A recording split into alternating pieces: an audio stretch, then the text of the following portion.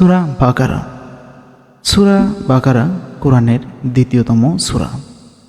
এই সূরা ইসলামের একটি গুরুত্বপূর্ণ অংশ। এটি 286 আয়াত নিয়ে গঠিত এবং মুসলিম জীবনের বিভিন্ন দিক নিয়ে আলোচনা করেছে। এই সূরায় আল্লাহর নির্দেশনা, নৈতিকতা এবং মানবিক সম্পর্কের গুরুত্ব তুলে ধরা হয়েছে।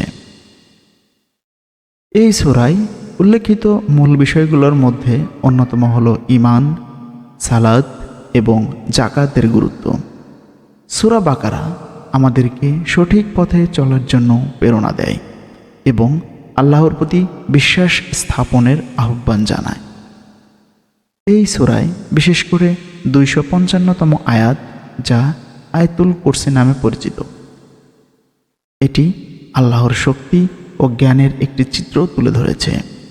এই আয়াতটি মুসলিমদের জন্য নিরাপত্তা ও শান্তির উৎস। সূরা বাকারা আমাদেরকে শেখায় যে কঠিন সময়ে ধৈর্য ধারণ করা এবং আল্লাহর প্রতি আস্থা রাখা কতটা গুরুত্বপূর্ণ। এটি আমাদের জীবনের প্রতিটা ক্ষেত্রে আল্লাহর নির্দেশনা অনুসরণ করার আহ্বান জানায়। এই সূরা পড়া ও বোঝা আমাদের আত্মার উন্নতি ঘটাতে সাহায্য করে এবং আমাদেরকে সঠিক পথে পরিচালিত করে।